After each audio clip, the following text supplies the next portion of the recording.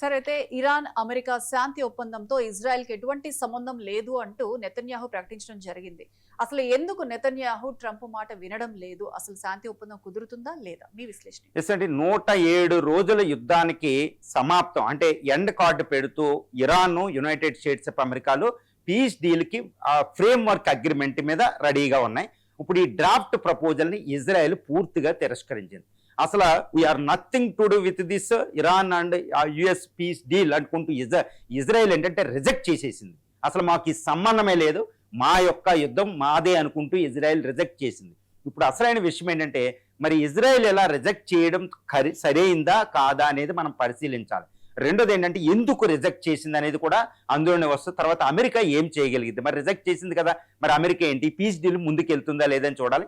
ముందు ఏంటంటే ఇజ్రాయెల్ ఎందుకు రిజెక్ట్ చేసింది? ఎందుకంటే ఇప్పుడు ఇరాన్ అమెరికాల మధ్య కుదిరిన ఈ శాంతి ఒప్పందానికి సంబంధించిన డ్రాఫ్ట్ ప్రపోజల్ ఫ్రేమ్వర్క్ అగ్రిమెంట్లో ఎంఓఏలో ఉన్న మెయిన్ అంశాలు చూస్తే ఇరాన్ యొక్క అణు కార్యక్రమాన్ని పూర్తిగా వాయిదా వేసింది, కానీ ఇరాన్ అణుబాంబును సంపాదించడాన్ని పూర్తిగా అడ్డుకోలేకపోయింది అమెరికా. అది ప్రధానమైన ఆరోపణ ఇజ్రాయెల్ నుంచి. కాబట్టి ఇరాన్కు అణ్వాయుధం ఎప్పుడో ఒకప్పుడు భవిష్యత్తులో వస్తుంది, దాన్ని పూర్తిగా తీలేపోయింది అమెరికా. 440 కిలోగ్రాముల యురేనియం మీద ఎక్కువ మాట్లాడలే, ఫ్యూచర్ అణు కార్యక్రమాన్ని ఆపాలనేది మార్చలే. కాబట్టి మా అణుబాంబు అనేది ఉంటే అది మా ఇజ్రాయెల్ మీదే టార్గెట్ వేస్తుంది. కాబట్టి ఎట్టి పరిస్థితుల్లో ఇరాన్ని మేము అంగీకరించం ఈ శాంతి ఒప్పందం. నెంబర్ 1.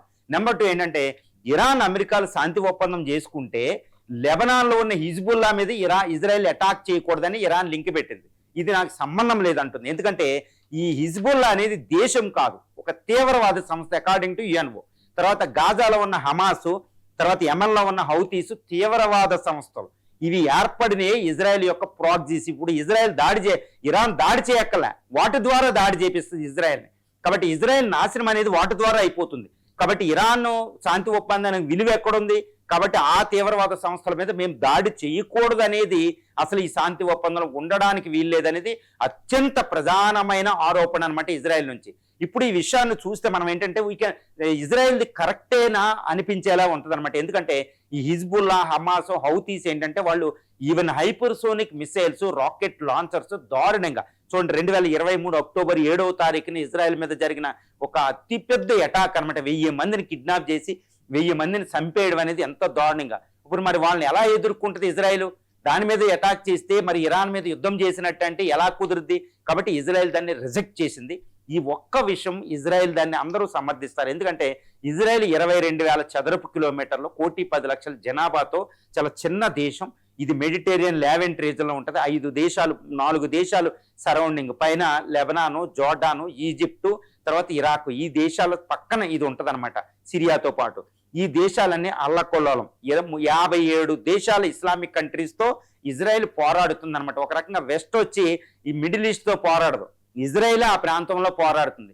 సెక్యూరిటీ అంతా వెరీ వెరీ డేంజరస్ అనమాట.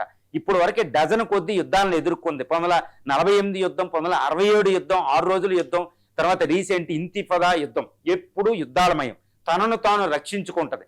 తనను తాను రక్షించుకోవడానికి చేతులు బందీ ఇచ్చే ఏ శాంతి ఒప్పందాన్ని ఇజ్రాయెల్ అంగీకరించదు.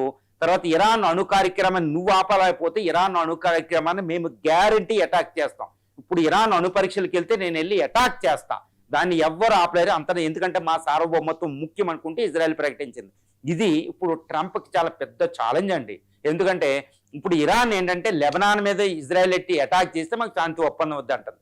మరి ముందుకు వెళ్తుందా? శాంతి ఒప్పందం 19వ తారీఖున ఈ జెనీవాలో కుదురుతుందా? జేడీ వ్యాన్స్ లేదా ట్రంప్ ఇటు పెజాస్కియన్ మధ్య అసలు సంతకాలు అవుతాయా లేదనేది డౌట్ అనమాట కొన్ని గంటల్లో. మరి ఇది ఒకటి. రెండోది ఏంటంటే 60 రోజుల తర్వాత పూర్తి ఒప్పందం అవ్వాలంటే అవ్వదు. ఇప్పటికీ హౌతీస్ మీద, లెబనాన్ మీద, బీరూట్ మీద ఇజ్రాయెల్ అటాక్ చేస్తూనే ఉంది. మరి ఇరాన్ ఏ విధంగా చూస్తుంటే ఇరాన్ దీన్ని అంగీకరించే అవకాశం ఉంది, శాంతి ఒప్పందం మీద సంతకం చేయొచ్చు. ఎందుకంటే లెబనాన్ మీద ఇరాన్ కాస్త ఆపొచ్చు. ఎందుకంటే అమెరికా కూడా ఏమంటుంది, మీరు లెబనాన్కి ఉన్న ఈ హిజ్బుల్లాని, హమాస్, హౌతీస్కి అస్సలు కోఆపరేట్ చేయకూడదు అని ఇరాన్కి డీల్ పెట్టింది. ఇప్పుడు ఇది కోఆపరేట్ చేయకూడదు, చేస్తేనే కదా ఇజ్రాయెల్ మీద అటాక్ చేసేది. కాబట్టి ఈ ఇరాన్ ఏంటంటే ఇది డైరెక్ట్గా దీని నుంచి పక్కకి వెళ్ళి శాంతి ఒప్పందం అమెరికాతో చేసుకునే అవకాశం ఉంది. ఎందుకంటే ప్రస్తుతం ఇరాన్కు ఒక్క విషయం కరెక్ట్గా తెలుసు, ఎంత ప్రెజరు, ఎంత ఒత్తిడి తెచ్చినా ఈవెన్ ట్రంప్ మాటను కూడా ఇజ్రాయెల్ వినకుండా దాని అంతటా అది వెళ్ళిపోతుంది. కాబట్టి ఇప్పుడు ఈ లెబనాన్ మీద హిజ్బుల్లా ఎక్కువ లింక్ పెడితే అసలు పీస్ డీలే కుదరదు. మరి పీస్ డీల్ కుదరకపోతే ఇరాన్ కూడా ప్రమాదంలో పడుతుంది, అది కూడా ఆపదలో ఉంది. యుద్ధం చేయడానికి అన్ని వెపన్స్, డ్రోన్స్, మిసైల్స్ ఉన్నాయి, కానీ యుద్ధం చేసే స్థితిలో అది బలహీన పడిపోయింది. కాబట్టి ఉన్నది కూడా నాశనం అయిపోతుంది. కాబట్టి ప్రస్తుతం ఈ యుద్ధాన్ని విరమించి కొంత గడువు కావాలి, 2-3 సంవత్సరాలు తన పునర్నిర్మాణం చేసుకుంటుంది, మళ్ళీ శక్తివంతం అవుద్ది. ఎందుకంటే ఇజ్రాయెల్ అనేది ఎప్పుడూ శత్రువే, దాన్ని ఇప్పుడు పోగొట్టలేం. కాబట్టి అమెరికాతో డీల్ చేసుకోవడం ఒకటే ఉత్తమ కార్యమని ఇరాన్కి తెలుసు. కాబట్టి ఇజ్రాయెల్ ఆ పట్టు పెట్టిన హిజ్బుల్లా మీద మేము అటాక్ చేస్తాం, అసలు మాకు సంబంధం లేదన్న ఇరాన్ మాత్రం అమెరికాతోటి పీస్ డీల్ కుదుర్చుకుని తీరుతుందన్నమాట ప్రస్తుతం. తర్వాత ట్రంప్ కూడా మాట అసలు ఇజ్రాయెల్ వినే ప్రసక్తి లేదు. ఇజ్రాయెల్ అవసరమైతే ఇప్పటికిప్పుడు యుద్ధానికి వెళ్ళినా ఆశ్చర్యం లేదు. ఎందుకంటే 1948 నుంచి అది చేస్తున్న పోరాటానికి కొనసాగింపు, దాని ఆత్మరక్షణ. ఎందుకంటే హిజ్బుల్లా ఇప్పుడు ఎవరు ఏం చెప్పినా అకార్డింగ్ టు ఇంటర్నేషనల్ ఏంటంటే ఇప్పుడు హిజ్బుల్లా, హమాస్, హౌతీస్ తీవ్రవాద సంస్థలు, అవి పుట్టినయే ఇజ్రాయెల్ అస్తిత్వాన్ని నాశనం చేయడానికి. కాబట్టి ఇజ్రాయెల్కి సర్వ హక్కులు ఉంటాయన్నమాట దాన్ని రక్షించుకోవడానికి. ఇరాన్ అనేది కంట్రీ మీద అటాక్ చేయడం అది డిఫరెంట్. ఇవి స్టేట్స్, అవి తీవ్రవాద సంస్థలు, నాన్ స్టేట్ యాక్టర్స్. కాబట్టి ఈ శాంతి ఒప్పందంలో వాటిని ఇన్వాల్వ్మెంట్ ఉండకూడదు. కాకపోతే ఇక ట్రంప్ ఎందుకు అంగీకరిస్తున్నాడంటే దిక్కు లేక యుద్ధాన్ని విరమించాలి. కాబట్టి ఇప్పుడు ఇజ్రాయెల్ నిలబడింది, కాబట్టి ఇప్పుడు ఇరాన్ వెనక్కి తగ్గి శాంతి ఒప్పందం మీద డీల్ అవుతుంది. మరి ఈ యుద్ధం ముందుకెళ్తుందంటే ఇజ్రాయెల్ అటాక్ చేస్తూనే ఉంటుంది. ఇప్పుడు యుఎన్ఓ రిపోర్ట్ ప్రకారం ఈ 2023 అక్టోబర్ 1 నుంచి ఇప్పటి వరకు 73,000 మంది పాలస్తీనియన్ పీపుల్ని ఇజ్రాయెల్ చంపేసింది ఆ అటాకుల్లో, గాజా మీద జరిగిన అటాకులు, ఏది గాజా స్ట్రిప్ మీద. కాబట్టి ఇజ్రాయెల్ ఆగాదు. కాబట్టి ఇజ్రాయెల్ని ఆపడానికి ట్రై చేసి శాంతి ఒప్పందం ముందుకెళ్తుంది. కాబట్టి అమెరికా, ఇరాన్లు ముందుకెళ్ళిపోయి శాంతి ఒప్పందం కుదుర్చుకోవాలి, ఇంతకంటే దిక్కులేదు. ఇజ్రాయెల్ ఒకటే చెప్తుంది, మేము ఎంటైర్ ఇస్లామిక్ వరల్డ్తో 57 ఇస్లామిక్ దేశాలతో నేను పోరాడుతున్నా, నన్ను నేను రక్షించుకోవడం నా చేతులు కట్టి వాళ్ళైతే అటాక్ చేయగలుగుతారా, ఇరాన్ మొత్తం ఆపమానండి, న్యూక్లియర్ కార్యక్రమం ఆపమానండి, అసలు భవిష్యత్తులో కూడా న్యూక్లియర్ బాంబు తయారు చెయ్యనంటేనే నేను ఒప్పుకుంటా, లేకపోతే నాకు ఏం సంబంధం లేదు, ట్రంప్ గారు మీరు వెళ్ళి కుదుర్చుకోండి అని డైరెక్ట్గా రిజెక్ట్ చేసింది. ఇప్పుడు నెతన్యాహుని ఏమీ చేయలేని పరిస్థితి. కాకపోతే ఈ శాంతి ఒప్పందానికి అడ్డొచ్చే విధంగా ఇజ్రాయెల్ ఇప్పుడు యుద్ధం చేయకపోవచ్చు. ఎందుకంటే ఇంటర్నేషనల్ అది ఏంటంటే అలోన్ ఒంటరిది అయిపోతుంది అనమాట. కాబట్టి ఎంత క్రిటిసిజం ఉన్నా తన రక్షణ ముందు చూసుకుంటుంది. కాబట్టి ఇజ్రాయెల్ దానిని సమర్థించే వాళ్ళు ఉన్నారు, వ్యతిరేకించే వాళ్ళు ఉన్నారు. కాకపోతే ఇక్కడ హిజ్బుల్లా తీవ్రవాద సంస్థలతో మాత్రం ఇది లింక్ పెట్టకూడదు.